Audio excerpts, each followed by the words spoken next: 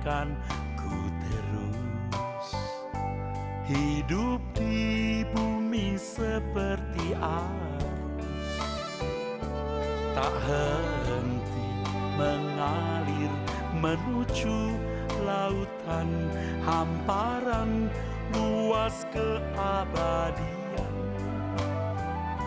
Langit bumi semuanya tergoncang, tiada yang tetap bertahan. Skalanya menjadi kenangan api, kebinasaan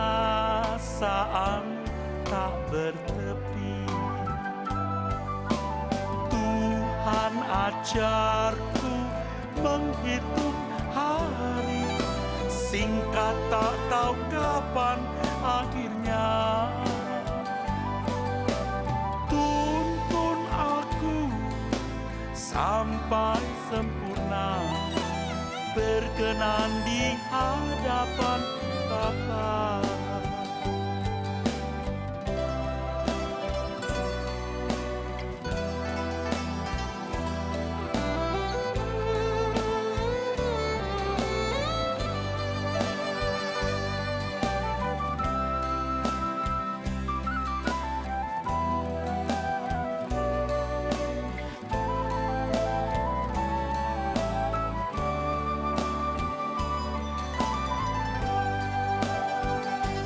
Langit bumi semuanya tergoncang, tiada yang tetap bertahan.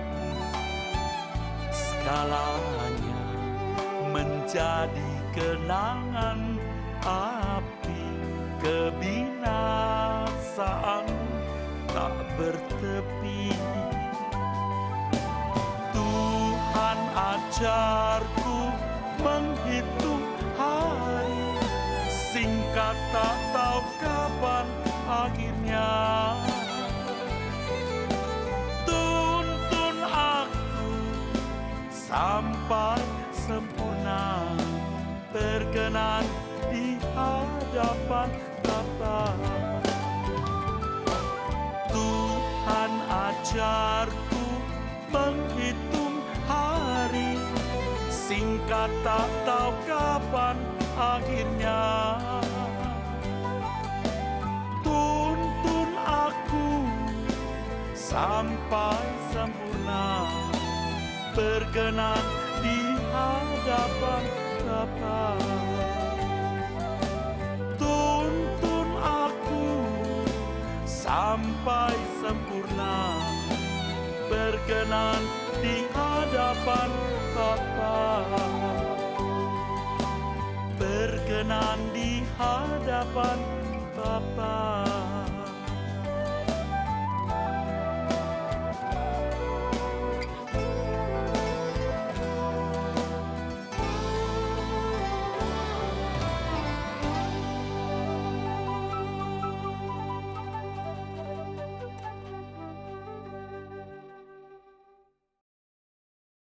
Shalom saudara sekalian, salam sejahtera dalam kasih Tuhan kita Yesus Kristus.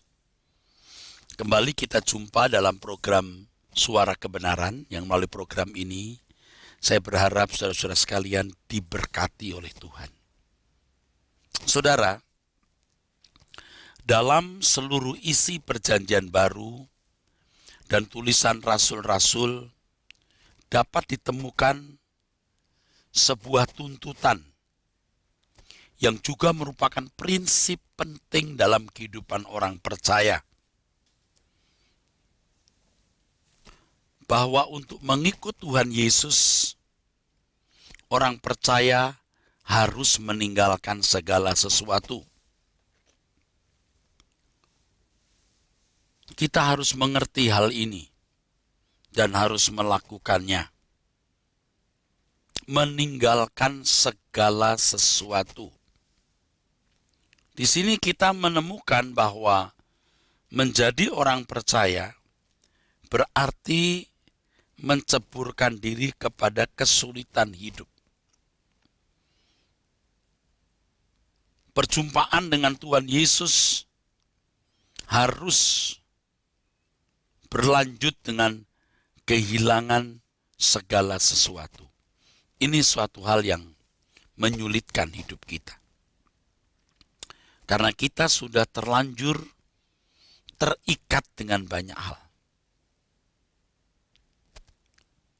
Dan kalau seseorang tidak bersedia meninggalkan segala sesuatu, artinya tidak bersedia, tidak terikat, maka ia tidak pernah menjadi murid Tuhan.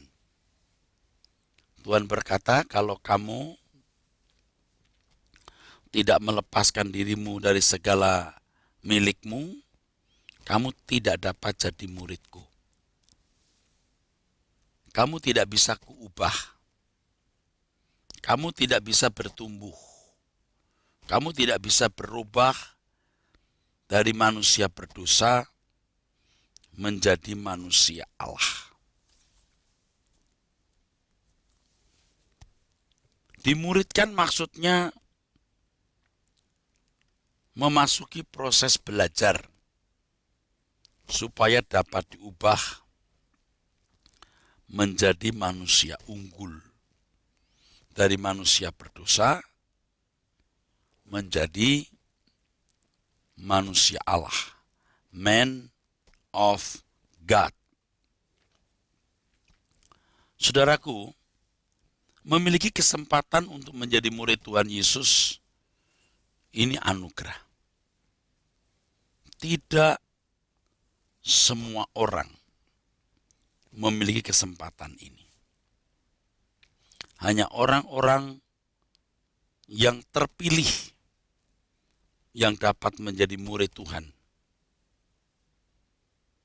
Jadi kalau kita boleh dan bisa mengenal Yesus Kristus sebagai Tuhan dan Juru Selamat, kita bersedia mengakui, ya, kita percaya dan kita menerima.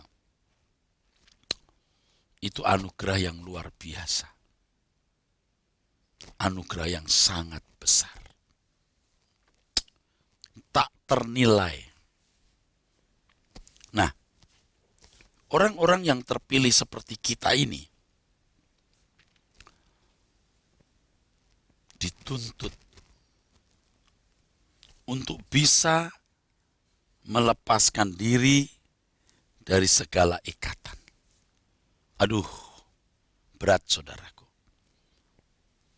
Tetapi saudara harus ingat, tidak semua orang memiliki karunia sulung. Kita ini orang-orang yang memiliki karunia sulung roh. Artinya orang-orang yang dimungkinkan untuk bisa menjadi manusia yang berkodrat ilahi. Kalau hanya menjadi orang baik, tidak perlu menjadi orang Kristen. Tidak perlu mengenal keselamatan dalam Yesus Kristus. Tetapi untuk menjadi seorang yang berkodrat ilahi, harus mengenal Injil, harus menerima materai Roh Kudus. Dan kalau kita sungguh-sungguh mengasihi Tuhan, berarti tidak berharap dunia bisa membahagiakan kita, ya, tidak mengasihi dunia, maka Allah akan bekerja dalam segala hal, mendatangkan kebaikan bagi orang-orang yang mengasihi Dia itu, dan kebaikannya itu berstandar Allah. Kebaikannya itu sempurna seperti Bapa. Coba saudara. Betapa hebat saudaraku kesempatan ini.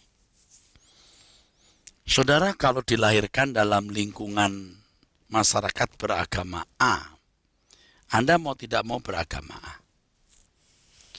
Kalau saudara dilahirkan dalam lingkungan masyarakat yang beragama B, tidak bisa tidak saudara akan beragama B.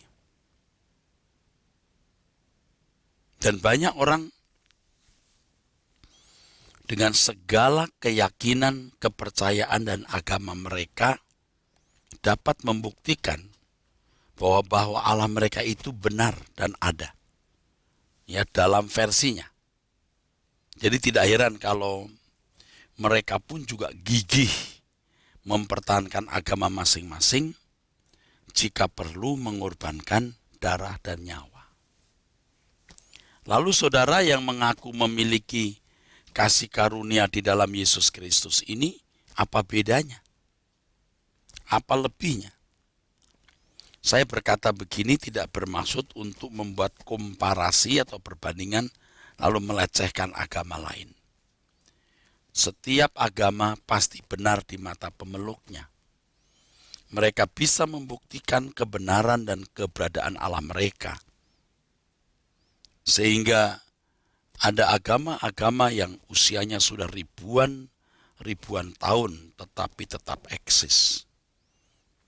Mereka pun juga dengan gigih membela agama mereka. Nah, saudaraku, ini satu hal yang kita harus perhitungkan dan pertimbangkan. Apa bedanya saudara yang memiliki kasih karunia di dalam Tuhan Yesus ini dengan mereka yang tidak memiliki kasih karunia? Apa bedanya? Kalau kita belajar Injil, saudara yang mengenal kasih karunia di dalam Tuhan Yesus ini adalah orang-orang yang diselamatkan, artinya dikembalikan ke rancangan semula. Dikembalikan ke rancangan semula sama artinya dengan mengenakan kodrat ilahi. Itu luar biasa, saudaraku. Itu sangat luar biasa. Bertahun-tahun saya menjadi pendeta, dari kecil Kristen, saya berusaha untuk menjadi orang baik. Saya tidak sempurna, tetapi saya tidak bermaksud mau jadi jahat. Bagaimana saya menampilkan diri sebagai orang Kristen yang baik, bagaimana menjadi pendeta yang baik, yang terhormat. Tetapi saya tidak sungguh-sungguh mempersoalkan bagaimana mengenakan kodrat ilahi. Jadi biasanya kita sudah puas dengan standar moral yang kita miliki itu. Nah, ketika Tuhan mengubah kita ya dengan kebenaran-kebenaran firman yang luar biasa, pikiran kita seperti diformat ulang oleh kebenaran itu.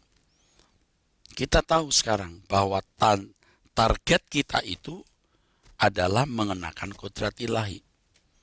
Kita mulai memeriksa dengan seksama hidup kita.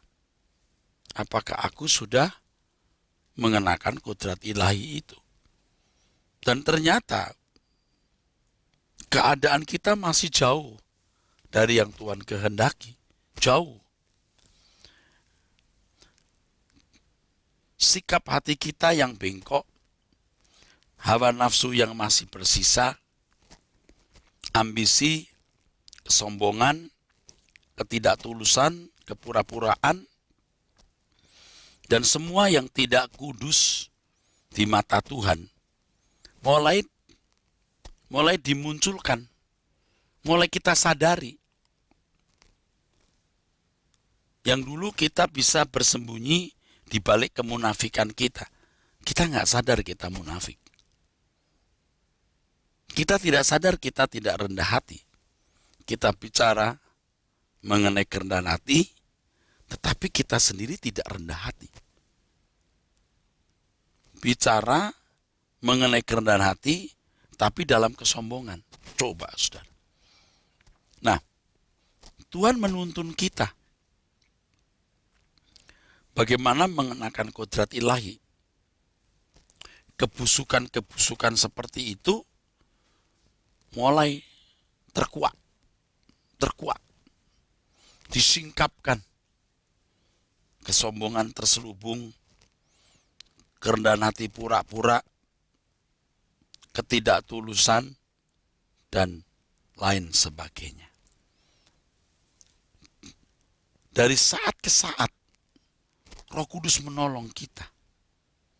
Bagaimana mengenakan kodrat ilahi itu? Nah, di sini kita merasakan sungguh-sungguh bagaimana Bapa menjadikan segala sesuatu yang terjadi dalam hidup kita, baik yang kita lihat, yang kita dengar, apalagi yang kita alami, menjadi sarana Tuhan mengubah kita. Dan itu menakjubkan sekali. Saya memahami itulah inti kekristenan. Begitu kita buka mata pada pagi hari, dari detik pertama, detik kedua, kita sudah memeriksa diri kita.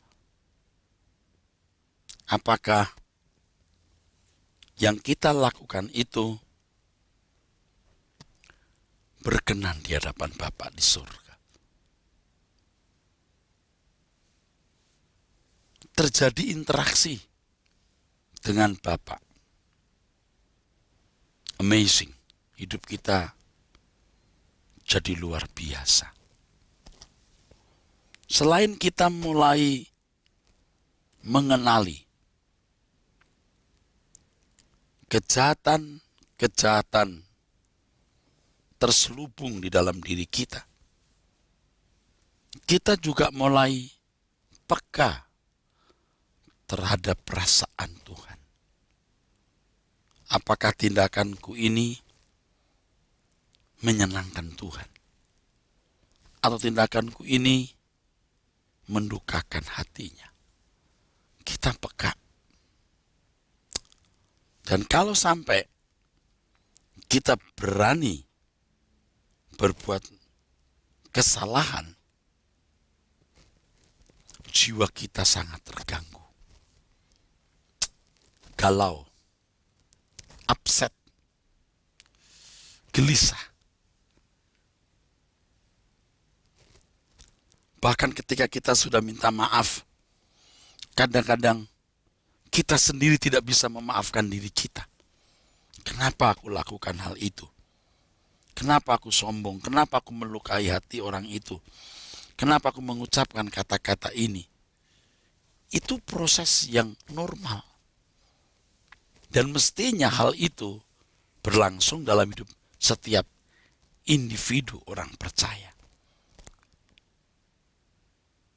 Jangan sampai kita sibuk bisnis, sibuk mengurus rumah tangga, dan 1001 urusan lain. Tetapi kita lupa mengurus diri kita sendiri.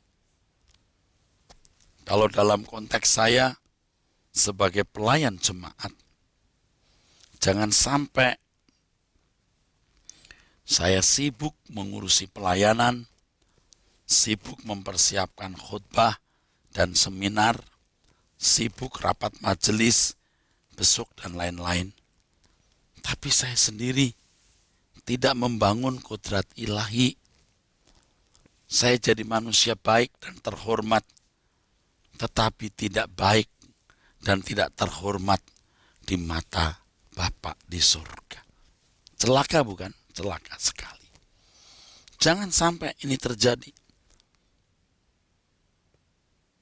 Inilah sesungguhnya perlombaan yang diwajibkan bagi kita. Ini Ibrani pasal 12 ayat 1. Perlombaan yang diwajibkan, yaitu memiliki iman yang sempurna. Sama dengan memiliki kodrat ilahi. Saudaraku, inilah kabar baik, di mana kita yang menjadi umat pilihan, kita ditargetkan Tuhan. Ditentukan targetnya. Ingat, bukan ditentukan orangnya. Yang ditentukan targetnya. Kita yang dipilih menjadi orang percaya diberi target, yaitu sempurna seperti Tuhan Yesus. Oleh sebab itu, saudaraku, dengan target yang begitu tinggi, maka kita harus menanggalkan semua beban. Beban keterikatan kita dengan dunia, dosa, keterikatan kita dengan segala hawa nafsu yang tidak proporsional, yang tidak sesuai dengan kehendak Allah. Harus ditanggalkan. Harus, mesti ditanggalkan. Tidak bisa tidak. Sebab target ini tinggi sekali. Tidak akan bisa dipenuhi oleh orang-orang yang hatinya masih mendua. Ini target hanya bisa dicapai oleh orang-orang yang benar-benar fokus, yang tidak bias, tapi yang fokus mendahulukan kerajaan Allah, yaitu bagaimana menjadi warga kerajaan surga yang baik. Injil mengajarkan ini. Jangan digantikan dengan misa, kebaktian, dan segala aktivitasnya. Kekristenan, kalau hanya menjadi lembaga gereja, maka jiwa, nafas dari Injil yang murni, yang menyelamatkan itu lenyap, hilang. Dan inilah faktanya. Banyak orang-orang Kristen yang sebenarnya tidak memiliki kekristenan. Ada banyak orang-orang Kristen yang sebenarnya tidak memiliki nafas Kristen, tidak memiliki jiwa Kristen. Ini ibarat boneka, ya. Itu maksud saya akibat benda. Kalau ibarat benda, itu boneka. Bentuknya manusia, tidak punya nafas dan jiwa manusia. Orang Kristen yang tampilan luarnya Kristen, tetapi nafasnya, jiwanya bukan Kristen. Ia tidak memiliki nyawa Kristiani. Jauh. Dan orang-orang ini banyak yang tidak sadar. Tidak sadar kalau dirinya itu bukan Kristen. Aduh, sedih. Dan lebih menyedihkan kalau ternyata mereka orang-orang yang memiliki posisi di dalam pelayanan gereja. Entah sebagai aktivis, entah sebagai majelis, apalagi kalau sampai menjadi pendeta. Bayangkan, saudaraku, apa yang bisa diajarkan orang-orang ini? Mau ngajarin apa? Mereka masih terikat dengan dunia. Pelayanan hanya dipakai untuk mendapatkan keuntungan materi, kehormatan, ya. Bisa beli mobil mewah, anak-anaknya juga diberi mobil mewah, rumahnya juga mewah, apartemennya mewah, gaya hidupnya mewah. Ya, Saya mengatakan ini bukan mau menyakiti siapa-siapa. Tidak bermaksud iri, cemburu, enggak. Saya cuma mau mengatakan, saudara, sahabat-sahabat hamba-hamba Tuhan, ayo kita bertobat. Yuk kita tinggalkan dunia. Ya, enggak salah punya mobil, rumah, dan lain-lain. Tapi jangan berlebihan. Jangan mewah-mewah. Ya, mari. Jangan terikat dengan kesenangan dunia. Hati kita biarlah terarah ke langit baru, bumi baru. Dunia bukan rumah kita. Kita sangat sementara. Di bumi ini kita hanya belajar bagaimana menjadi manusia Allah seperti Tuhan Yesus. Bagaimana mengenakan kodrat ilahi. Supaya suatu saat nanti kita diperkenan masuk ke dalam anggota keluarga kerajaan. Itulah tempat kita. Itulah rumah kita. Itulah dunia kita. Dunia kita bukan di bumi. Bumi bukan rumah kita. Tuhan Yesus berkata, kita bukan dari dunia. You are not of the world. Ini kabar baik. Kita hidup penuh pengharapan. Bukan pengharapan di bumi dengan segala fasilitasnya. Tapi pengharapan kita ada di balik langit biru. Somewhere over the rainbow. Di balik pelangi. Nun jauh di sana. Ada kehidupan. Dan kita harus fokus ke situ. Bukan fokus ke yang lain. Sehebat apapun posisi kedudukan kita di dunia, tidak boleh membuat hati kita melekat. Sehebat apapun kita dalam penampilan, sehebat apapun kita dalam kekayaan, jangan terikat dengan dunia. Tinggalkan keterikatan dengan dunia. Memberi diri dimuridkan oleh Tuhan Yesus. Roh Kudus menuntun kita kepada segala kebenaran. Saudaraku,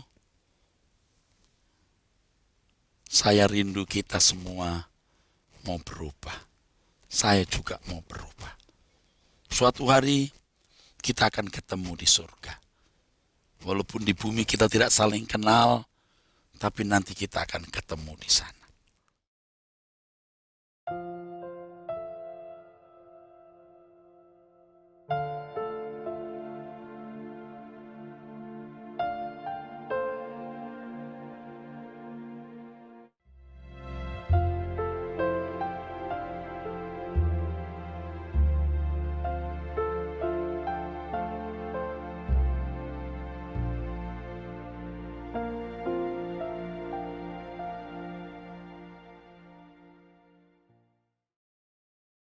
Saudara, revolusi iman yang saya alami tahun-tahun belakangan ini membuka mata saya untuk sungguh-sungguh fokus bagaimana mempersiapkan diri layak menjadi anggota keluarga kerajaan surga. Dan ini benar. Inti kekristenan pada dasarnya adalah merubah manusia menjadi manusia Allah, berkodrat ilahi. Jika kekristenan tidak fokus pada hal ini, itu sebuah penyesatan. Dan kalau boleh bicara jujur, itu kejahatan. Itu kejahatan. Seperti obat yang dosisnya dikurangi. Yang akhirnya pasien bukan hanya tidak sembuh, tapi imun. Kebal. Dan Alkitab juga mengajarkan memang ada orang yang mengumpulkan guru-guru yang menyenangkan telinga mereka, sampai akhirnya tidak bisa mendengar pengajaran yang benar. Saudara, saya minta kita tidak berpikir negatif, prejudis, atau stereotip, atau berprasangka buruk terhadap kebenaran yang saya sampaikan ini. Saya tidak bermaksud menyerang gereja atau pendeta manapun. Tidak, sama sekali tidak punya maksud demikian. Tetapi dalam kegalauan hidup,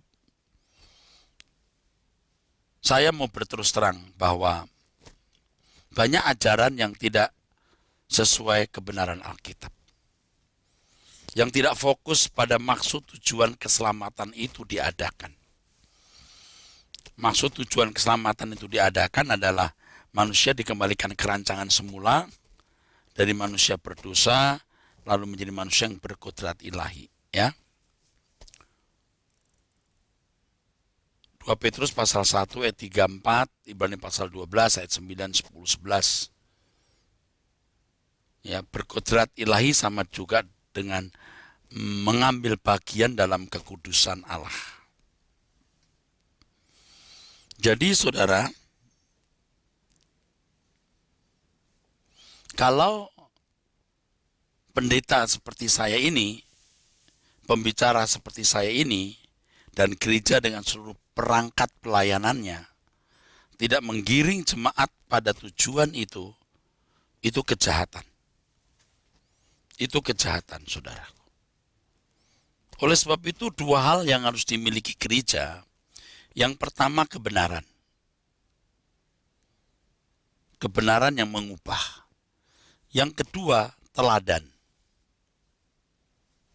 Yang berat dalam pelayanan bukan khotbah, bukan melawat orang sakit dari pagi sampai malam, dari malam sampai pagi lagi, naik turun gunung, bukan.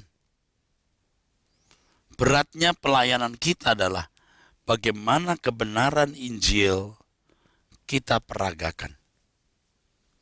Bagaimana kebenaran Injil kita peragakan. Jadi Injil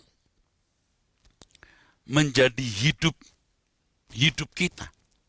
Kita menghidupi kebenaran itu di dalam hidup kita. Dengan menghidupi kebenaran di dalam hidup kita itu, barulah kita bisa menjadi teladan. Kita baru bisa menjadi contoh bagaimana menjadi seorang anak Tuhan yang berkodrat ilahi. Dimanapun kita berada, kodrat itu akan kebawa. Dimanapun. Dimanapun kita berada, kodrat itu tetap kebawa. Kebawa, tetap kebawa, saudaraku.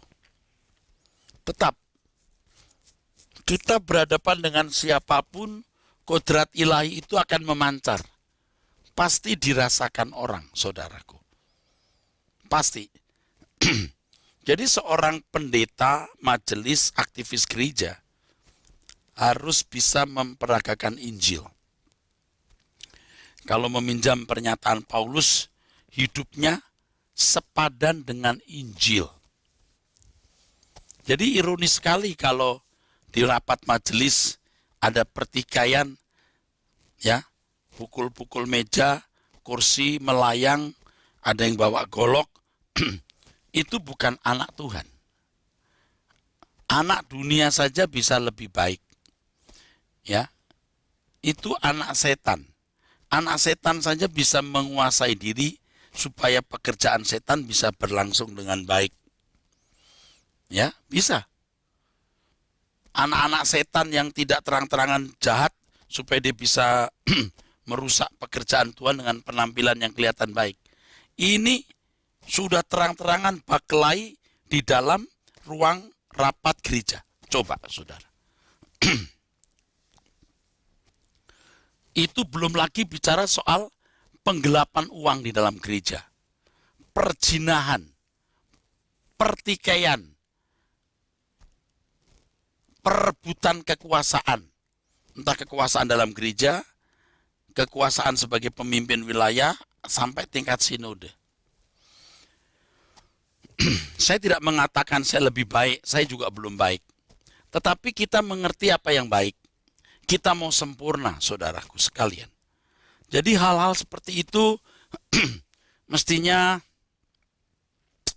sudah tidak kita lakukan lagi. Yuk, kalau kita dulu melakukannya, sekarang kita berhenti melakukan hal-hal yang salah tersebut.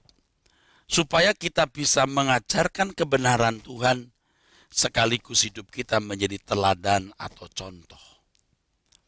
Sehingga saudara, jemaat yang datang ke gereja itu jelas proyeksinya. Setelah 5 tahun, setelah 10 tahun, setelah 15 tahun menjadi anggota gereja, jadi apa dia? Proyeksinya jelas. Sama kan kalau satu orang masuk sekolah, setahun, 2 tahun, 3 tahun, apa yang dia serap dari sekolahnya? Apa? Anak itu tambah cakap atau tidak sama sekali? Iya kan saudaraku? Sama seperti kalau seorang ibu atau seorang bapak atau orang tua membawa anaknya ke perguruan tinggi. Katakanlah di satu perguruan tinggi sastra Inggris, Fakultas Sastra Inggris. Anak itu dikuliahkan di situ 4 tahun, keluar dari sekolah itu harus mestinya bisa bahasa Inggris. Paling tidak Inggris pasif. Tetapi 4 tahun di sekolah atau di perguruan tinggi tersebut mengambil jurusan sastra Inggris, keluar dari perguruan sastra Inggris tidak bisa bahasa Inggris, malah bahasa Batak. Ini kan ada yang salah. Ada yang keliru. Mestinya cakap berbahasa Inggris. Kenapa bahasa lain? Keluar-keluar bahasa Jawa. Loh, ada yang salah. Demikian pula dengan orang-orang yang bergereja di gereja tertentu. Mestinya setelah 5, 10, 15, 20, 30 tahun bahkan lebih, pasti ada yang harus telah dicapainya. Ada proyeksinya. Kalau tidak punya proyeksi kehidupan, ini namanya tanpa arah, tanpa tujuan, saudaraku. Dan orang yang hidup tanpa arah, orang yang hidup tanpa tujuan ini celaka. Pasti neraka, saudaraku. Pasti neraka. Anugerah dalam Tuhan Yesus Kristus membuka pengertian kita untuk melihat arah, destination, tujuan untuk apa kita menjadi Kristen. Untuk apa kita menjadi orang percaya. Kalau kita menjadi Kristen, kita menjadi orang percaya, maksudnya agar kita, saudaraku sekalian, diproses Tuhan, ya, dalam proses pendewasaan, proses pemuritan untuk menjadi sempurna. Dan seorang pendeta, majelis, aktivis harus bisa beri contoh. Begini loh, orang yang sempurna atau sedang dalam proses menuju kesempurnaan. Ini loh. Saudara tidak bisa, tidak boleh menghindari hal ini. Paulus sendiri menasehati jemaat, ikuti teladanku. Kalau Tuhan Yesus ada di sini, dia teladanku. Karena Tuhan Yesus naik ke surga, aku teladanmu. Tidak sulit menjadi seorang sarjana teologi, master teologi, bahkan doktor teologi. Tetapi yang sulit adalah ketika kita harus sungguh-sungguh menampilkan diri sebagai anak Tuhan yang berperilaku anak Tuhan. Saudaraku, untuk menghargai panggilan menjadi murid, seseorang harus melepaskan diri dari segala miliknya. Tuhan Yesus sendiri menyatakan bahwa orang yang tidak berani melepaskan segala miliknya tidak layak menjadi murid. Ini berarti percuma menjadi orang Kristen yang mengaku percaya kepada Tuhan Yesus kalau tidak berani melepaskan diri. Percuma. Memiliki pikiran dan perasaan Kristus itu dimulai dari ketika kita menanggalkan pikiran perasaan duniawi. Jadi ketika kita masih mengharapkan dunia dapat membahagiakan, kita masih memiliki kecintaan kepada dunia ini, maka pada waktu itu, saudaraku, kita tidak bisa memiliki pikiran perasaan Kristus. Kita tidak bisa mengenakan kodrat ilahi. Ini berat sekali. Sulit. Tuhan berkata terang tidak bisa bercampur gelap.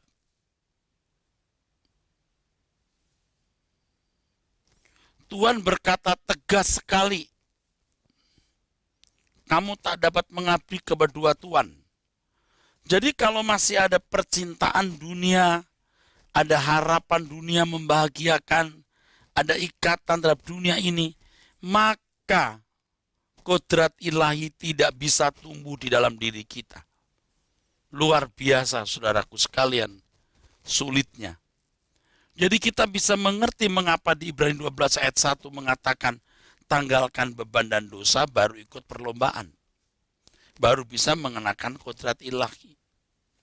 Melepaskan segala sesuatu baru bisa diubah dalam proses tentunya untuk semakin memiliki pikiran perasaan Kristus. Memiliki kodrat ilahi. Inilah fakta yang tidak bisa dibantah. Kita harus berani memilih apakah dunia, apakah surga. Apakah dunia atau Tuhan. Nah, banyak orang Kristen yang tidak bermaksud berkhianat kepada Tuhan Yesus, tetapi tidak meninggalkan percintaan dunia. Ini orang tidak akan pernah berubah. Percuma jadi Kristen. Akhirnya tidak bertumbuh secara benar. Memang bisa jadi majelis. Memang bisa menasihati pendeta dengan berbagai nasihat. Tetapi dia tidak akan pernah mengerti apa artinya mengenakan kodrat ilahi. Orang-orang yang kelihatan tambah baik di gereja, jadi penasehat, pembina, pendamping gembala atau siapapun, tapi tidak berkodrat ilahi. Karena ruangan hatinya memang masih disediakan bagi dunia. Dan saya mengingatkan saudara, kalau sampai umur tertentu, artinya sudah tua, orang tidak memberi tempat yang pantas, dia tidak pernah memberi tempat yang pantas untuk Tuhan. Ya, jadi makin tua, kelenturan kita makin lemah. Ya, makin tua, kalau orang sudah terbiasa punya kesenangan-kesenangan dalam hidup, ya, tidak mau terlepas dari seikatan. Ya, memang tidak salah di mata manusia. Wajarlah hidup cara begini. Tetapi orang seperti itu tidak pernah mengenakan kodrat ilahi. Saya sudah sering ketemu orang-orang baik, sangat baik, dermawan, murah hati, memberi, tetapi tidak memiliki kodrat ilahi. Sangat disayangkan orang-orang baik seperti ini, tapi tidak mengenakan kodrat ilahi. Faktornya banyak. Kenapa sampai tidak mengenakan kodrat ilahi? Faktornya banyak, saudaraku. Banyak faktornya. Tetapi yang inti ini, rela bersedia melepaskan diri dari segala ikatan. Punya anak, keluarga baik, bahagia. Oke, tapi jangan menganggap tanpa mereka kita tidak bahagia. Kita harus tahu semua yang kita miliki milik Tuhan, termasuk keluarga kita. Jadi, aku berbahagia karena Tuhan. Bukan karena keluargaku, bukan karena rumah, apartemen, mobilku, tapi karena Tuhan. Aku berbahagia karena Tuhan. Walaupun aku punya banyak fasilitas, tetapi semua itu tidak membahagiakanku. Yang membahagiakanku hanya Tuhan. Saudara, kalau seorang pelayan Tuhan memiliki tekad seperti ini dan akhirnya sungguh-sungguh mengalami Tuhan, dia akan efektif bagi pekerjaan Tuhan. Dia akan efektif, makin tua makin efektif. Bukan makin tua makin loyo. Ada orang-orang yang usia 50 tahun, 55 tahun, 60 tahun berkata, saya sudah mau pensiun dari pekerjaan, saya mau pensiun dari bisnis, saya teruskan ini ke anak-anak, ya. Ya udah. Bagus. Bagus. Tapi jangan sampai untuk urusan pekerjaan Tuhan, saudara berkata, ya saya udah tua, biar yang muda-muda aja yang maju deh.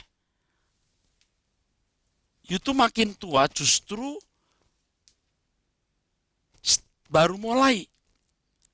Ketika kita sudah tua, ini kan emosi kita lebih stabil. Nafsu-nafsu kita mati. Ekonomi sudah mapan.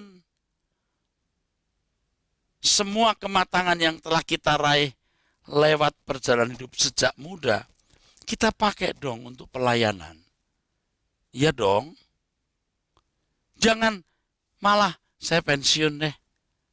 Sudah tua, biar orang-orang muda saja. Loh, maksudnya pensiun itu apa? Justru dengan usia yang cukup, memiliki kematangan dalam berbagai aspek dan bidang, kita melayani Tuhan. Jangan malah meninggalkan pekerjaan Tuhan. Kalau ditanya, sekarang nggak melayani lagi Pak? Ya, saya kan udah tua. Seberapa tuanya? Musa, ya, sampai rambut putih, sampai dia dibawa ke pemakaman atau diangkat Tuhan hidup-hidup, tetap dalam pelayanan, saudaraku. Tidak ada di Alkitab cerita pensiun pelayanan itu nggak ada. Nah, terkait dengan hal ini, tidak ada pensiun bertumbuh. Tidak ada. Pertumbuhan rohani harus berlangsung terus-menerus dan tiada henti. Terus, dan seiring dengan pertumbuhan rohani, kedewasaan rohani kita itu, kita menyerahkan diri kepada Tuhan lebih sepenuh-penuhnya. Lebih sepenuh-penuhnya, saudaraku. Ya, makin tua, makin sepenuh-penuhnya buat Tuhan. Dari karakter yang makin sempurna, penyerahan kita juga makin sempurna, pengabdian kita makin tulus. Nah, inilah persiapan untuk masuk kerajaan surga, saudara. Jangan setelah kita tua malah kita mengambil hak kita. Aku udah tua ini, aku mau istirahat. Loh, dia ambil hak untuk istirahat. Hak untuk tenang. Dunia tidak pernah tenang. Hak-hak kita telah kita serahkan dalam tangan Tuhan. Kita tidak punya hak apa-apa lagi. Hak kita hanya mengabdi dan melayani Tuhan. Kapanpun, dimanapun. Jangan dibatasi oleh waktu, usia. Tapi harus tanpa dibatasi waktu dan usia kita. Kita sungguh-sungguh, saudaraku sekalian, mengabdi, melayani Tuhan. Kita bersyukur kalau kita masih berkesempatan mendengar hal ini. supaya kalau sekarang saudara-saudara sudah tidak bertumbuh secara benar, merasa sudah tua, rambut putih, sudah dipanggil opa, lalu Anda berhenti bertumbuh, celaka sekali saudaraku. Tidak ada gencatan senjata. Tidak ada. Selalu ada peperangan. Perang melawan keinginan-keinginan pribadi, perang melawan pengaruh dunia jahat, dan membimbing saudaraku sekalian, orang lain kepada kebenaran setelah kita berhasil membimbing diri kita sendiri. Jadi, relakan untuk tetap meninggalkan segala sesuatu. Sebab ketika Anda tidak memiliki siapa-siapa, Anda tidak memiliki apa-apa, di situ saudara dapat memiliki Tuhan Yesus. Kalau engkau masih merasa memiliki sesuatu, engkau merasa masih berat sesuatu, engkau tidak bisa dimiliki oleh Tuhan. Sorry, engkau tidak bisa dimiliki oleh Tuhan karena engkau memiliki dirimu sendiri. Saudaraku, orang yang tidak memiliki apa-apa, melepaskan diri segala miliknya, dia berpotensi untuk memiliki Tuhan. Orang yang merasa memiliki sesuatu selain Tuhan, dia tidak akan pernah memiliki Tuhan. Orang kalau mau memilih Tuhan, harus hanya Tuhan saja. Kalau tidak, pilih dunia, terserah situ. Saudaraku sekalian, dengan demikian orang-orang kaya adalah orang-orang yang tidak memiliki apa-apa di bumi ini. Sebab apapun yang dia miliki di-stempel, diakui sebagai milik Tuhan. Uang yang ada di bank atas nama dirinya, dia sadar Tuhan yang memiliki uang saya di bank, aku hanya dipinjam namanya dan diperintahkan untuk mengelola uang Tuhan itu. Jadi rekening kita itu milik Tuhan. Maksud saya uang kita di bank itu milik Tuhan. Hanya pinjam nama kita. Orang yang tidak memiliki segala sesuatu, orang yang memiliki Tuhan. Jadi kalau Tuhan mengatakan lepaskan segala sesuatu, itu mutlak. Mungkin Anda tidak suka, tetapi tidak bisa tidak. Kalau saudara mau dimuridkan, saudara mau berubah, saudara mau jadi anak Tuhan yang baik, lepaskan segala sesuatu dan izinkan Tuhan menggarap saudara untuk menjadi manusia baru, yaitu manusia Allah. Demikianlah saudaraku, program Suara Kebenaran telah usai. Nantikan kami di program yang sama di lain kesempatan. Kami akan hadir menjadi berkat. Doakan agar program ini mengubah banyak orang. Saudara, download khotbah-khotbah saya di YouTube. Anda akan menemukan banyak kebenaran yang akan merubah hidup saudara dengan cara yang luar biasa. Saudaraku, sampai jumpa. Tuhan memberkati saudara-saudara sekalian. Sola Gracia.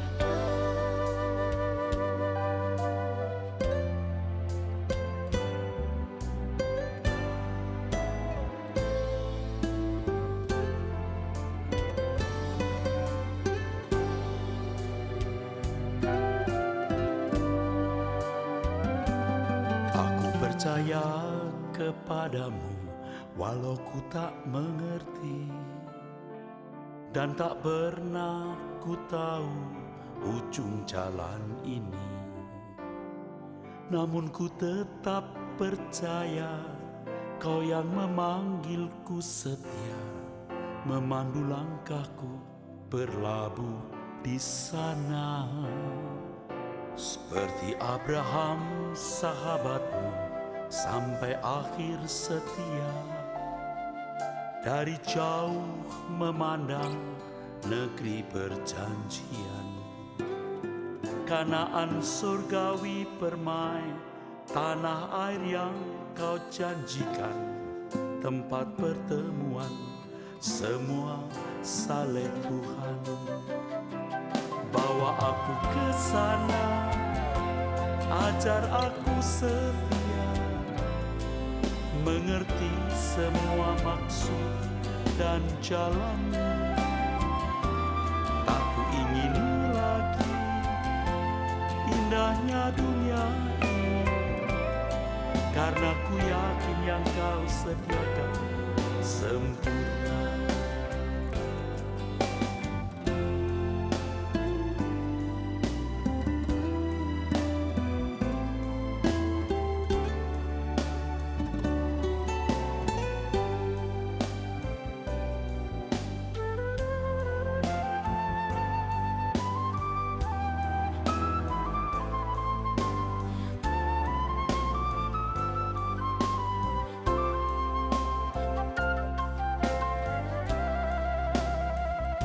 Seperti Abraham sahabatmu sampai akhir setia, dari jauh memandang negeri perjanjian.